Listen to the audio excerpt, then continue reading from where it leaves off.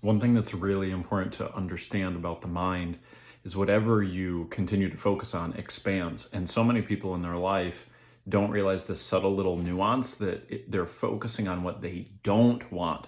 In fact, I ask people all the time, what do you want for your mental health? What do you want for your relationship? What do you want for your career?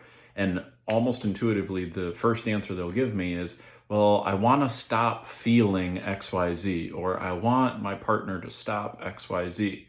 And what you got to realize is that the more your mind is trying to focus on what you don't want, the more literally it starts to create that. So, for instance, when people say, I want to move on from the past and the past hurt that I had from my ex relationship, for example, the more that person continues to go back to the past, think about the past, define themselves about the past, and give the past more and more and more focus and energy, and they are telling themselves, I want to stop thinking about the past. I just want to get over the past.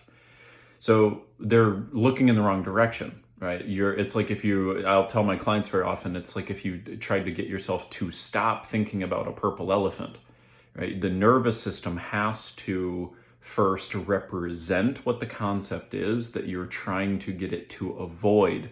So when you're trying to tell yourself to avoid that concept, you're actually suggesting that concept to the mind over and over and over. And it can be as simple as, I wish my daughter and I would start getting along better, or I wish my daughter and I would stop fighting, I should say, right? Because you're thinking about how it has been recently and how you want it, as opposed to how you really want it to be. So the way that we create recoveries for particularly depression with our clients, one of the key things at the very end of our process that we help people do is they have to have a new vision of the future that is compelling, that they're moving towards. That's the only way that a human being actually feels emotionally healthy and well, is if they're in a forward state of motion towards something that they actually want. So I often tell people that the fastest way for you to feel stuck is if you're trying to drive your life forward and you're staring at the rearview mirror, you're going to crash. And so problems need energy to live. And if you stop focusing on what you don't want and you start asking yourself the very specific question, what is it that I do want? Whether it's more connection and intimacy in your marriage, or you want to feel more energy in your life, or whatever, you'll start to get more of that in your life the more you start to ask yourself, how do I make that happen? And start to catch yourself whenever your mind is going, well, I wish I could just stop XYZ, and it's going in that other direction. And instead you got to turn your focus and aim towards what you really do want. And then all of a sudden the insights will start to come to you of how to make that happen. I'll give you one final little metaphor that you may have heard me say before, but it's important to share again. They've done studies with race car drivers where they'll have them go around the track and they will purposefully induce a spin. So the driver is in a spin, and if the driver's headed towards a wall, you could imagine what they tend to focus on, right? Their mind focuses right on what they're afraid of hitting. So they focus on where they don't want to go. But when their mind is focused on where they don't want to go, 9 times out of 10, they hit the damn wall, because their mind and their body becomes so focal on that, it becomes convinced that's what they're going to hit, and that's what they end up hitting.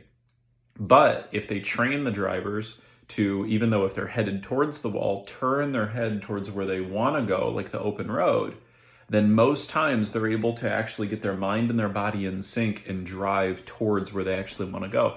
So there's something almost mystical about how the nervous system operates, where the more you focus on something, the more you tend to get that thing.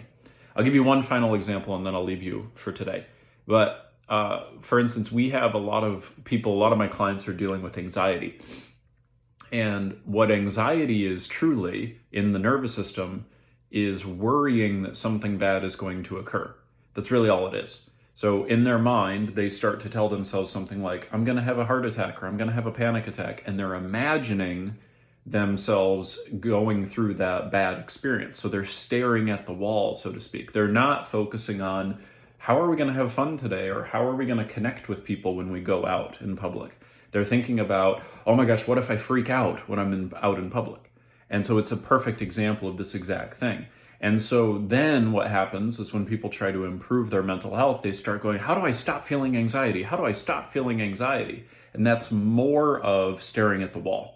So and this is part of why coping mechanisms don't work so great, or why some people run into challenges with traditional therapy, because it's a lot of staring at the wall, talking about the wall, talking about the past over and over, talking about how things are bad over and over and over again. And it's like you got a cut on the top of your mouth, and it would heal if you would just stop picking at it, right? But that's what we do with this so-called, feeling of anxiety or depression or whatever. We tend to give it this energy and focus, and we say, "Oh, I wish I was not depressed. I wish I was not depressed." And we're continuously resuggesting to the nervous system how bad things are, and therefore we're reactivating the emotional and physiological response in our bodies and our brains. So we have to look at something else. We have to focus on something else. That's how I overcame suicidal depression, is you have to consume yourself with something else in your life. You have to get wrapped up in something else, whether it's a compelling purpose, whether it's a passion of yours, whether it's finding a newfound joy in life. And you can't jump right to that step. Don't get me wrong. Like, you can't just turn it on immediately when you've been feeling depressed and anxious immediately. So I'm not trying to convey that it's necessarily overly simple and easy. I just want you to understand that for those of you who maybe have had some ups and downs, or you've had periods where it was going really, really, really well, and then a down period, this is probably the thing that pulled you back, is you started to give the problem more energy, and therefore it became the actual problem again, right? So if you cut off the energy and you put your energy somewhere else, you focus on where you really want to go, that's what's really necessary for long-term recovery. It's one of the key pieces that's essential for long-term recovery. So I thought I'd share that with you. I hope it helps. Please drop your comments below. I'd love to hear them.